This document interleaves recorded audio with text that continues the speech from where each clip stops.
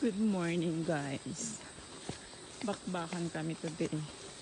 Nagpo-foil kami sa lahat ng farm ni Amo.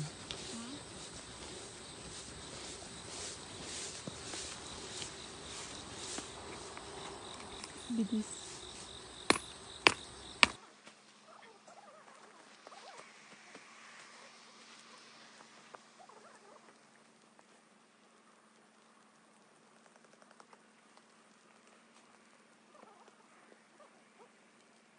Pang number 3 farm na namin to. Ay 4 pala. 3 sa busok.